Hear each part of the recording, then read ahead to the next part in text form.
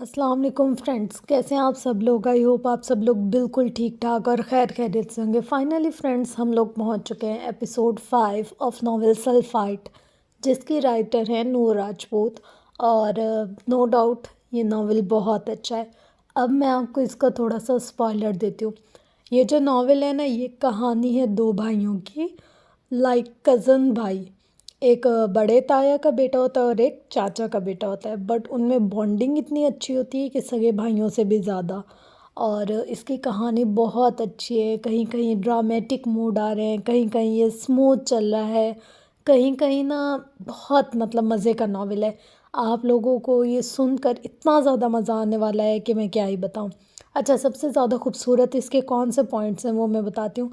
जब ना इन लोगों की कन्वर्सेशन हो रही होती है आपस में, और जब इस्लामिक पॉइंट ऑफ व्यू पे बात की जा रही होती है तो बहुत मज़ा आता है इसमें। मतलब ऐसा नावल है ना कि जिसको सुनने के बाद दिल करता है कि यार सुना जाए इसको, और ज़्यादा सुना जाए और ज़्यादा इसको एक्सप्लोर किया जाए। इसके 2 पार्ट हैं। पार्ट 1 मैंने अपलोड कर दिया है, और अगर आप लोगों को पसंद आएगा तो मैं इसका पार्ट 2 भी अपलोड कर दूँगी। अब ये आप लोगों के ऊपर है कि आप लोग को कितना पसंद आता है, कितना नहीं पसंद आता। अगर आप लोग कहेंगे तो इसका ये पार्ट 1 है सल्फाइट, और इसका पार्ट 2 है मासील। मैं वो भी आप लोग के साथ शेयर करूँगी, बट पहले राइटर की परमिशन ले लूँगी और फिर। अच्छा, इसमें ना सबसे ज़्यादा खूबसूरत क्या बात है कि जो हमारे नावल की हीरोइन है उम्मे हानम, उसके करैक्टर को इतना स्ट्रॉन्ग दिखाया गया है ना कि यार एक लड़की को ऐसा होना चाहिए। मतलब अपने करैक्टर के हवाले से वो बहुत स्ट्रॉन्ग बंदी है। हम सब लड़कियों को इस चीज़ से सबक हासिल करना चाहिए कि यार एक चीज़ जो हमारे नसीब मुक़द्दर में लिखी होती है, जो चीज़ हमारे हक़ में बेहतर होती है, वो हम तक ज़रूर आती है। बट हर चीज़ के लिए एक टाइम मुकर्रर है। अगर हम उस टाइम तक का वेट कर लेते हैं तो वो चीज़ बहुत खूबसूरत वे में हमारे पास आएगी।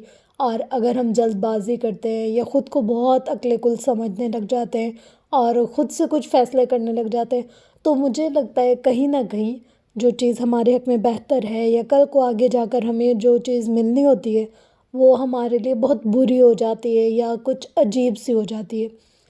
आजकल ना मैं बहुत ज़्यादा ये चीज़ देख रही थी कि लड़कियों का 8-8 10-10 साल का रिलेशनशिप होता है, बहुत अच्छे आपस में रह रहे होते हैं, बट जब शादी होती है तकरीबन 1-2 महीने में ही वो लोग समझते हैं कि यार ये हमसे गलत फ़ैसला हो गया। मुझे ऐसा लगता है कि गलत फ़ैसला नहीं होता, उस फ़ैसले में बरकत नहीं होती।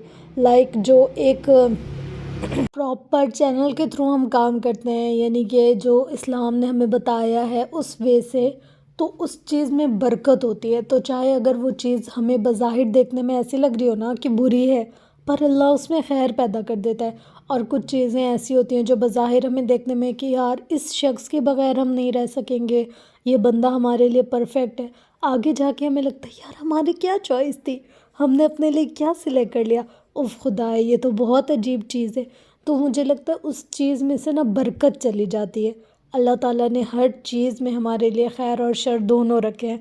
अब ये हमारे ऊपर है कि हम शर वाले रास्ते से जाते हैं या खैर वाले रास्ते से जाते हैं। बाकी हर किसी की अपनी पर्सनल लाइफ है और पर्सनल डिसीजन होते हैं। बट ये है कि कभी कभी किसी की छोटी सी बात भी ना हमें बहुत मोटिवेट कर देती है या हमें मुश्किल से निकाल देती है। तो मेरी कोशिश होती है कि मैं सबके लिए आसानियाँ पैदा करूँ। होप्स हो कि मैं इसमें कामयाब भी हो सकूँ। तो बस अब हम लोग बहुत ज़्यादा बातें नहीं करते, हम अपने नावल को स्टार्ट करते हैं। Ready set go. तुम्हें क्या लगता है एसके कि वो लड़का काम करेगा? कमरे में अंधेरा फैला था। दीवारों पर स्याह रंग के पेंट ने कमरे को एक पुरस्रार माहौल का हिस्सा बना दिया था। कमरे के चारों कोनों में अजीब तर्ज के कंप्यूटर सिस्टम रखे नजर आ रहे थे। तिकोनी मेज के गिर्द रखी 3 कुर्सियों पर 3 लोग बैठे थे। 100% काम करेगा बॉस, एक नस्वानी आवाज़ उभरी थी। उसके चेहरे पर भी मास्क था और स्याह रंग के यूनिफॉर्म में इसका सारा जिस्म छुपा हुआ था। ऐसे लगता था जैसे वो लोग एक दूसरे से ही अपना चेहरा छुपा रहे हों। मुझे नहीं लगता बॉस कि वो लड़का हमारे लिए बेहतर साबित होगा, क्योंकि किसी भी मुसलमान पर भरोसा करना हमारे लिए ही मुश्किल का बायस होगा। दूसरे लड़के ने अपना नुक्ता नज़र बयान किया था। मैंने इसके मुतालिक सारी मालूमात हासिल कर ली है बॉस। हम इसे एक अच्छे हथियार के तौर पर बेहतर तरीके से इस्तेमाल कर सकते हैं।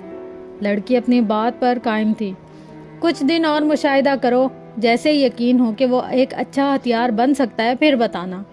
وہ آدمی شاید ان کا باس تھا جو اپنی بات مکمل ہونے کے بعد اٹھا اور ایک دیوار کی طرف بڑھ گیا۔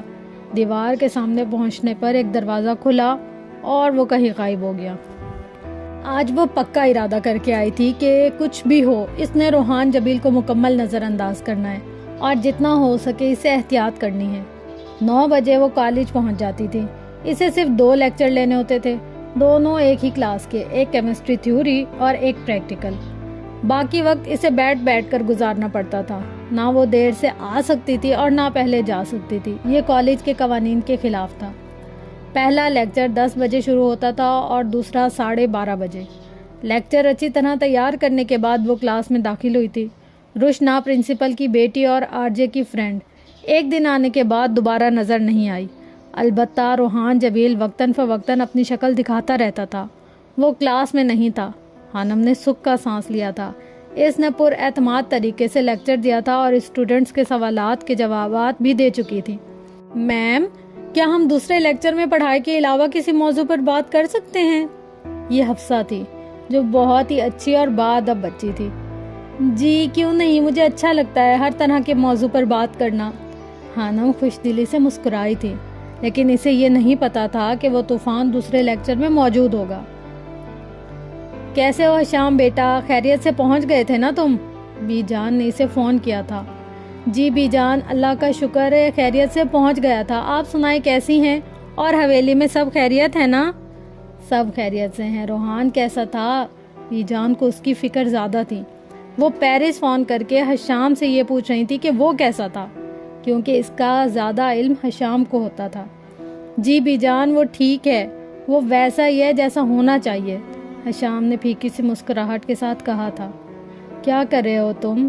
کھانا کھا لیا تم نے؟ جی بی جان، کچھ دیر پہلے یونیورسٹی سے آیا تھا، پھر کھانا کھایا، گھر میں ہی عصر کی نماز پڑھی ہے ابھی۔ آپ کو فون کرنے والا تھا لیکن پہلے آپ کا آ گیا۔ ماشاء اللہ میرا بچہ، اللہ تمہیں سلامت رکھے اور سیدوں کے نقش قدم پر چلنے کی توفیق دے، آمین۔ بی جان نے بیٹھے بیٹھے اسے ڈھیروں دعائیں دے ڈالی تھی۔ کچھ دیر مزید بات کرنے کے بعد بی جان نے فون بند کیا تھا۔ وہ مسکراتا ہوا بستر پر لیٹا تھا۔ باہر برف باری نے پورے پیرس کو اپنے لپیٹ میں لے لیا تھا۔ اس نے آنکھیں بند کی تھی جب اس کے کانوں سے آواز ٹکرائی۔ وہ لیکچر پر بالکل دھیان نہیں دیتا۔ ایک تیز روشنی کی چمک اس کی تھوڑی سے ابھری اور پل بھر میں مدھم ہو گئی تھی۔ حشام نے جھٹ سے آنکھیں کھولیں۔ خانم کا چہرہ اس کی نگاہوں میں گھوم گیا تھا۔ وہ الجھا ہوا تھا۔ شاید اسے پوچھنا چاہیے تھا کہ اس کی چن پر وہ موتی جیسا کیا ہے جو ایک دم چمکتا اور پھر مدھم ہو جاتا ہے۔ اوف حشام بن جبیل، کس بات کو لے کر سوچ میں پڑ گئے ہو تم؟ سو جاؤ سکون سے۔ اس نے خود کو ڈپٹا تھا اور پھر آنکھیں موند لی تھی۔ لیکچر لینے کے بعد وہ کمپیوٹر لیب میں آ گئی تھی۔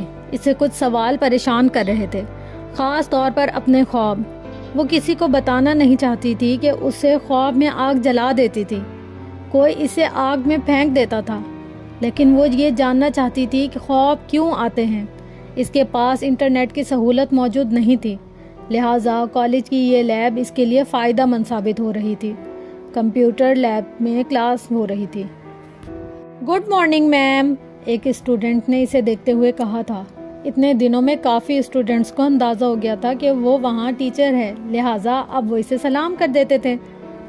سر، آپ کو کوئی مسئلہ تو نہیں ہوگا اگر میں کمپیوٹر استعمال کر لوں؟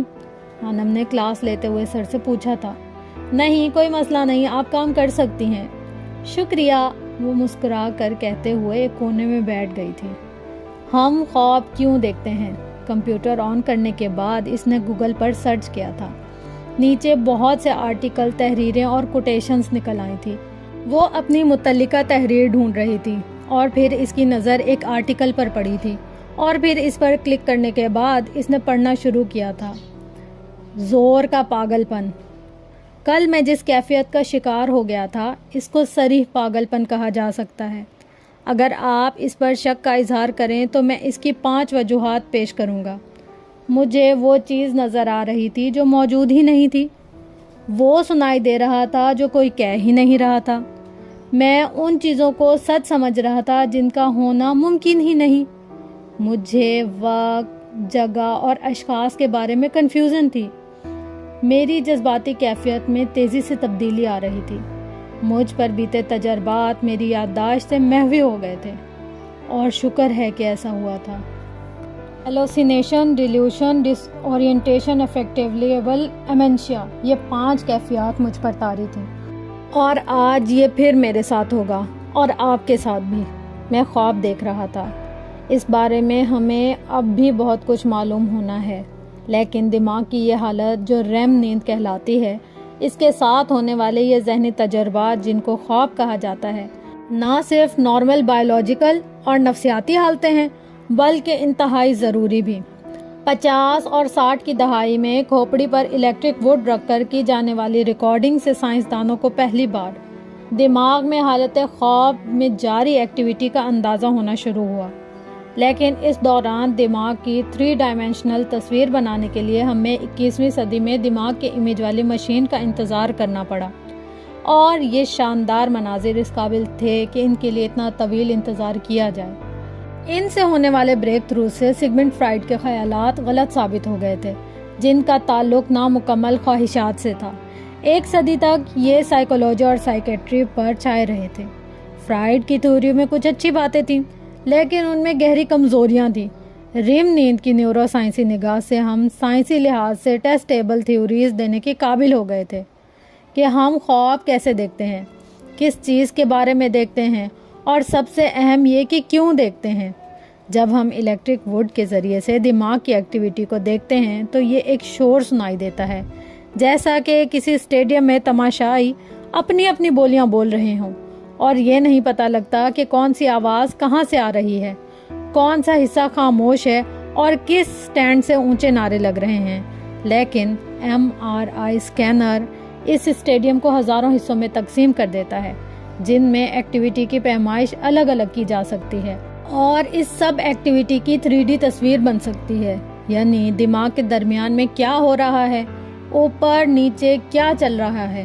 پہلی بار ان گہرے اسٹرکچرز تک پہنچنا ممکن ہوا جو پہلے چھپے ہوئے تھے۔ جب خواب شروع ہوتا ہے تو MRI اسکین دکھاتا ہے کہ کئی جگہ روشنیاں جل اٹھی ہیں۔ 4 ایسے حصے ہیں جہاں پر زیادہ ایکٹیویٹی ہے، دماغ کے پیچھے بصری حصوں میں، جن سے ہم دیکھ سکتے ہیں، موٹر کارٹیکس میں جو حرکات کرنے والا حصہ ہے، یپو کمپلیکس اور آس پاس کے علاقے میں جو شخصی یادداشت سے متعلق ہے، اور دماغ کے گہرے جذباتی مراکز امگڈلا اور سینگولیٹ کارٹیکس جو جذبات کو پیدا اور پروسیس کرتے ہیں۔ خواب کی حالت میں جذباتی حصوں میں ہونے والی ایکٹیویٹی جاگنے والی حالت کے مقابلے میں 30% زیادہ ہوتی ہے۔ ایک اور حیران کن چیز یہ تھی کہ دماغ کے کچھ حصے تو جیسے بند پڑے ہوتے ہیں، خاص طور پر دائیں اور بائیں اطراف کے پری فرنٹیکل کارٹیکس۔ یہ وہ حصے ہیں جو دماغ کے چیف ایگزیکٹو کا کام کرتا ہے، سوچ کو ترتیب دیتا ہے اور منطقی رکھتا ہے۔ خواب کو ہم ایسی حالت کہہ سکتے ہیں جہاں حرکت، جذبات، بصارت اور یادداشت تو ایکشن میں ہیں، لیکن منطق کا خاص دخل نہیں۔ اب ہم خواب کی دنیا کو قریب سے جانچنے کے قابل ہو گئے ہیں۔ ہم یہ بتا سکتے ہیں کہ خواب میں جذبات کی شدت ہے یا دوڑ بھاگ زیادہ ہے، لیکن کیا ہم خواب کی نیچر پڑھ سکتے ہیں؟ یہ بتا سکتے ہیں کہ خواب کس کے بارے میں ہے، کوئی خاتون ہے یا گاڑی ہے، یا پھر کھانے کی چیزیں نظر آ رہی ہیں۔ جوں جوں وہ تحریر پڑھ رہی تھی اس کی آنکھیں چمک رہی تھیں، اس کے ارد گرد کیا ہو رہا تھا وہ سب بھول گئی تھی۔ جاپان میں 2013 میں ڈاکٹر یوکی یاسوکامی ٹانی کی تحقیقاتی ٹیم نے اس کوڈ کو پہلی بار کھولا تھا، اور ہمیں ایک مشکل ایتھیکل مقام پر لے گئے ہیں۔ یہ صرف 3 افراد پر کیا گیا اور نتائج ابتدائی شکل میں ہیں۔ اس میں ان افراد کے کئی روز تک MRI اسکین کیے گئے۔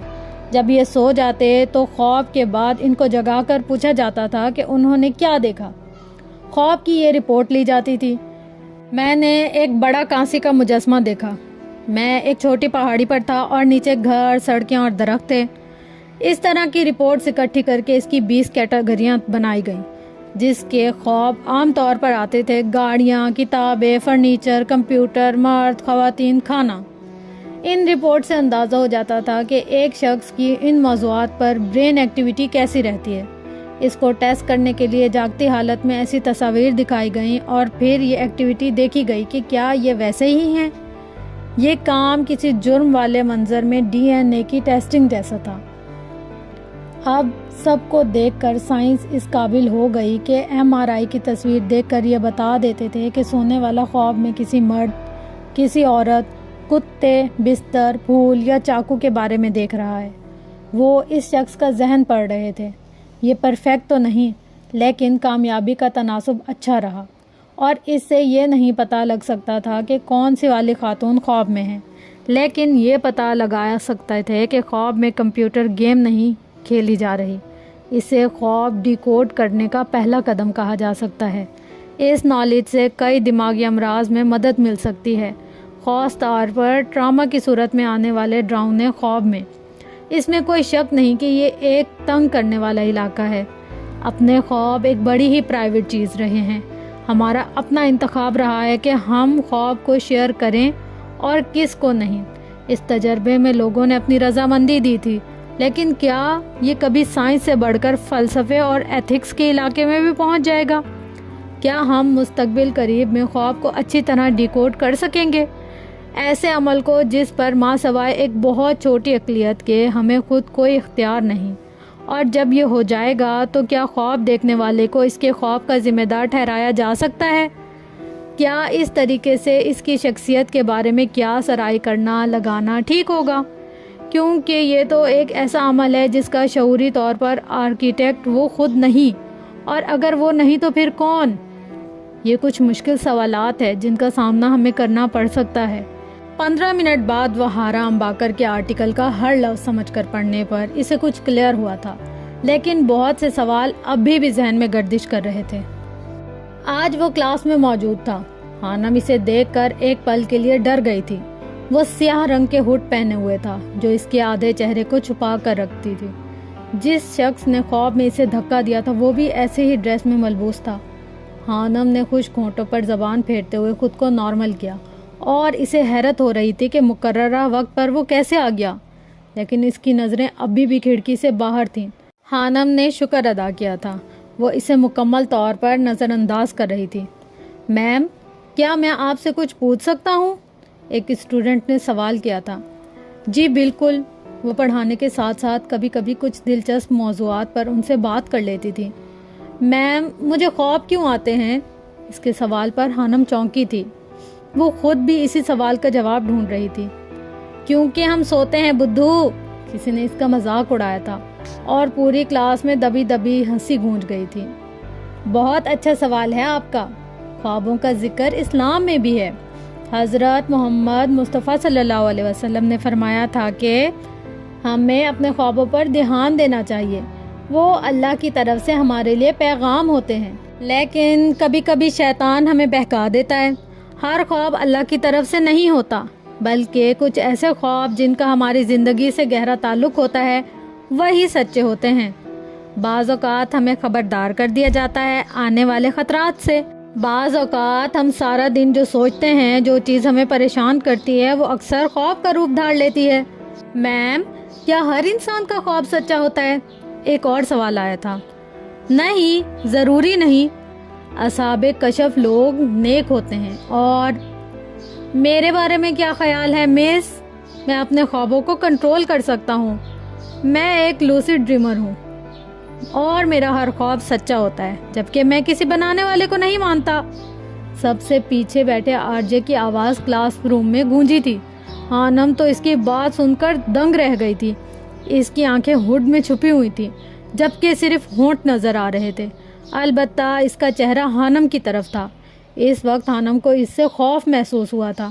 عجیب مخلوق تھا وہ، پراسرار، خطرناک اور پتہ نہیں کیا کیا۔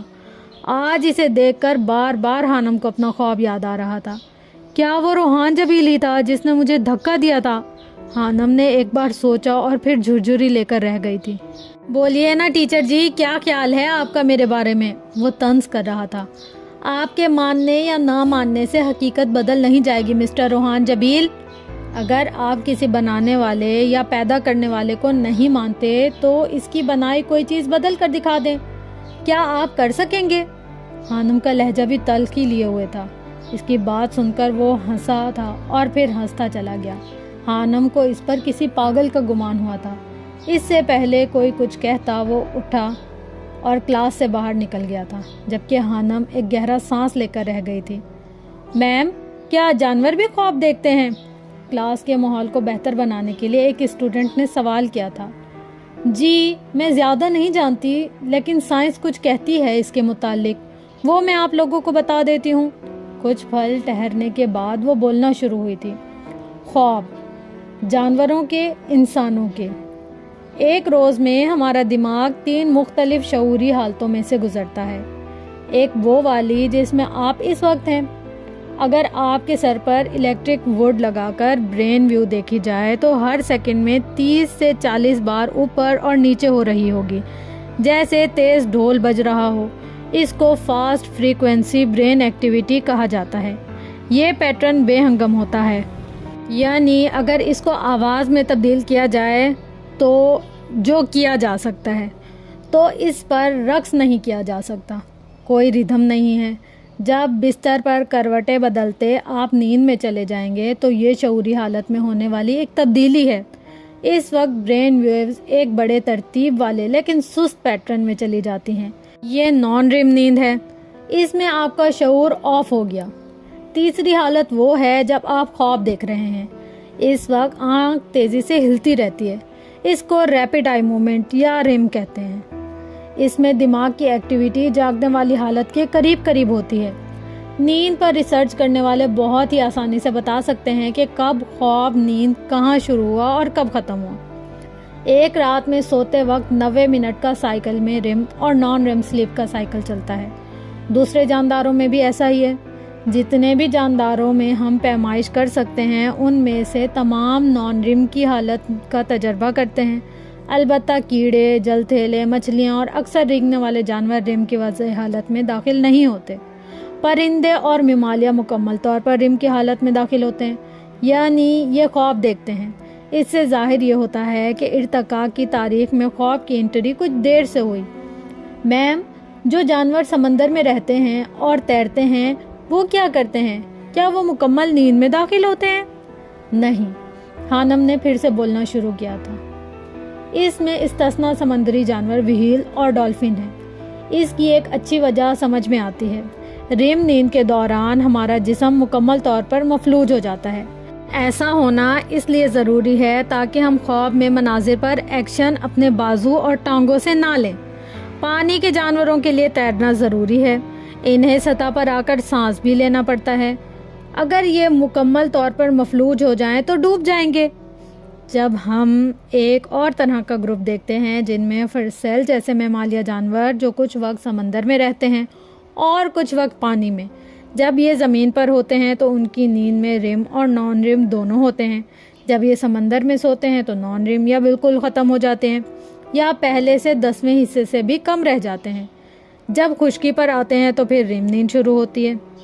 ایک وقت میں خیال تھا کہ انڈے دینے والے ممالیہ جیسا کہ پلاٹپس ریم نیند نہیں رکھتے، لیکن پھر پتہ چلا یہ بھی رکھتے ہیں۔ البتہ اس کا ایک مختلف ورژن ہے۔ ان کا کارٹیکس، دماغ کا بیرونی سطح والا حصہ، اس نیند کی لہریں نہیں رکھتا، لیکن جب اس کو گہرا کر کے دیکھا گیا تو دماغ کے بیس پر خواب چھپکلی میں نظر آنے والی اس نیند کی خوبصورت برقی ایکٹیویٹی نظر آئی، اور یہ کسی بھی دوسرے ممالیہ سے زیادہ تھی۔ خواب والی نیند کی یہ شکل حال میں ایک آسٹریلین آئی ہے۔ نان ریم نیند کی ارتقائی تاریخ زیادہ پرانی ہے، لیکن کیا یہ والی نیند خواب والی نیند سے زیادہ اہم ہے؟ ایک اور سوال ابھرا تھا۔ نہیں، اس کا جواب نفی میں ہے۔ ہم تیزی سے دریافت کر رہے ہیں کہ اس کی اہمیت گرم خون والے جانوروں کے جسم کے بہت سے فنکشنز میں ہے۔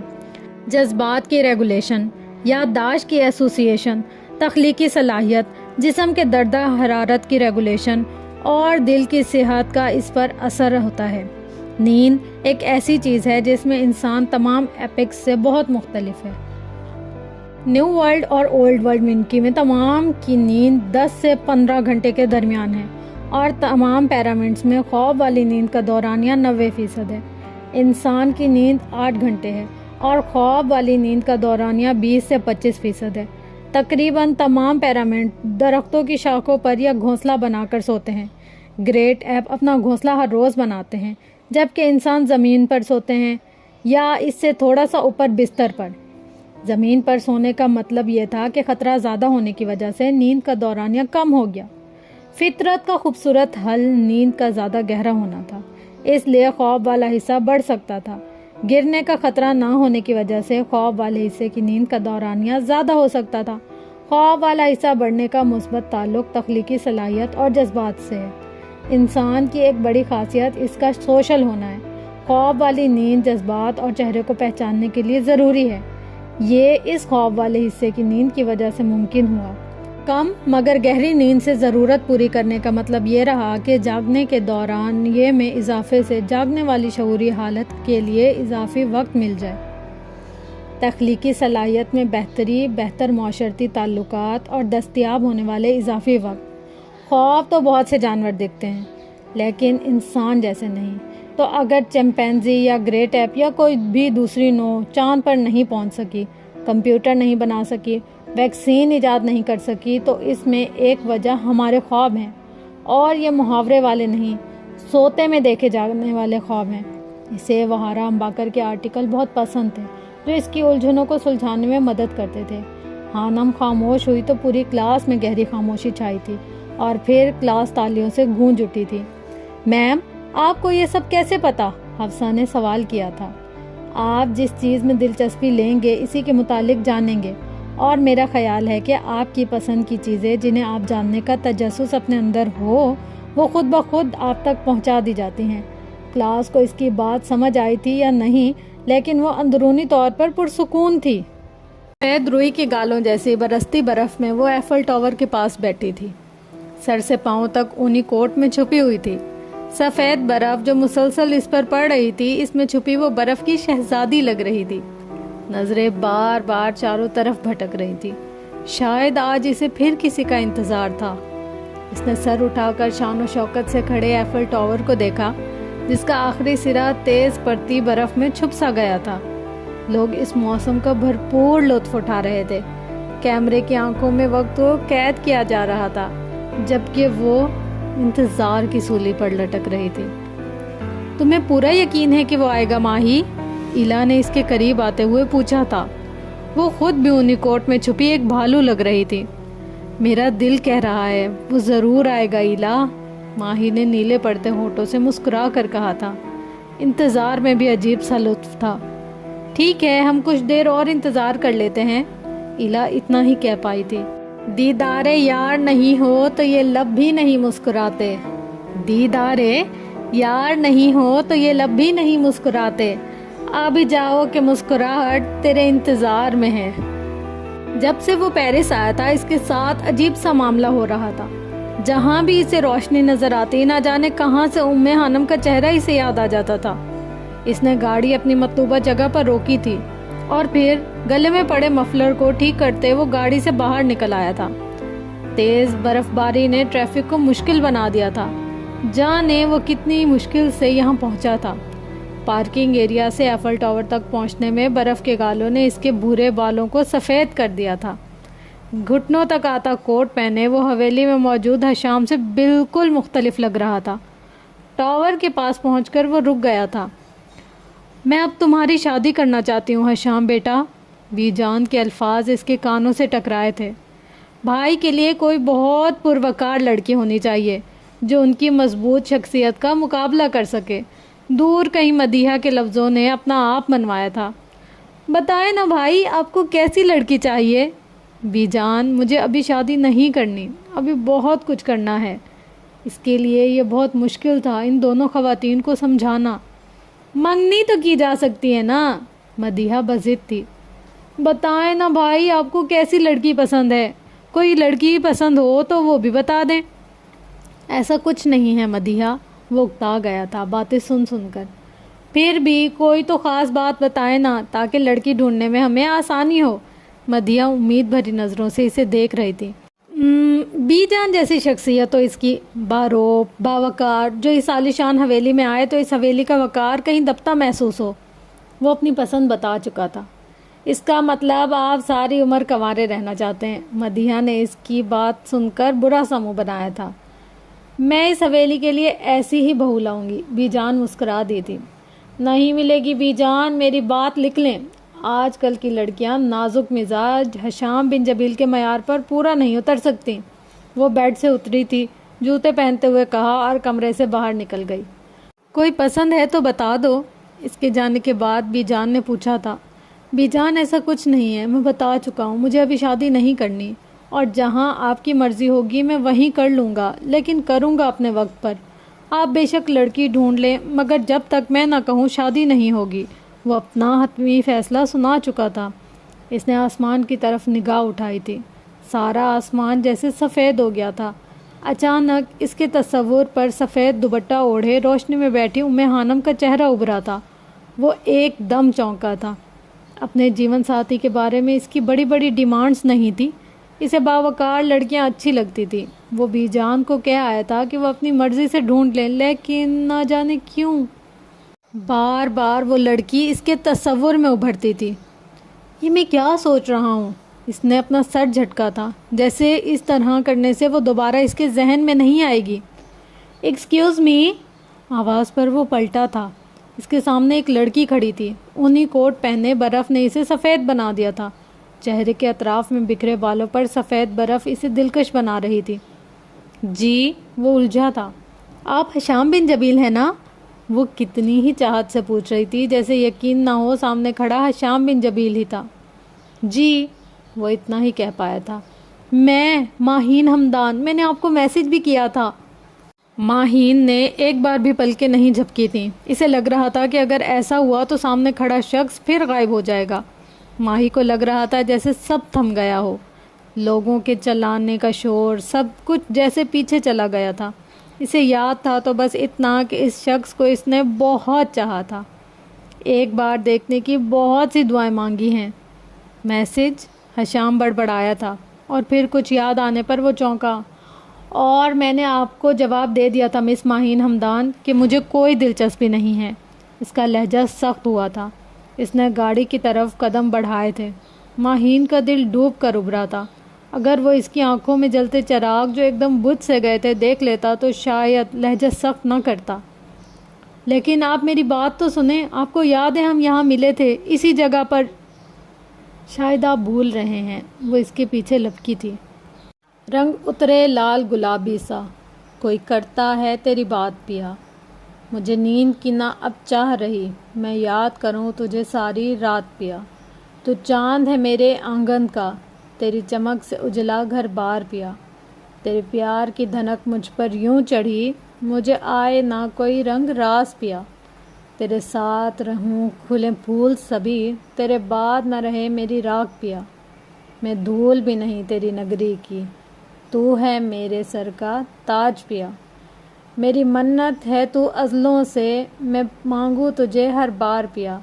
ہے چاہ میری جب مرنے لگوں، تیرے ہاتھ میں ہو میرا ہاتھ پیا۔ دیکھیں مس، مجھے بہت برا لگ رہا ہے کہ میں آپ کو بار بار انکار کروں۔ آپ خود سمجھ جائیں تو بہتر ہے، مجھے نہیں کرنی دوستی۔ وہ رکا۔ اب کی بار اس کا لہجہ پہلے سے بھی سخت تھا، جبکہ ماہین کچھ بول نہیں پائی تھی۔ مرد کی فطرت ہے، جو عورت خود اس کے پاس چل کر آئے وہ اسے کبھی پسند نہیں آتی۔ ماہین شاید یہ نہیں جانتی تھی۔ وہ چلا گیا تھا، جبکہ برف کی شہزادی برف پر کھڑی رہ گئی تھی۔ اس کی آنکھوں میں آئی نمی نے ہر چیز کو دھندلا کر دیا تھا۔ خانم پرنسپل کے آفس میں موجود تھی۔ آج پھر اس کا بلاوا آیا تھا۔ اس کا ننھا سا دل پھر کانپ رہا تھا۔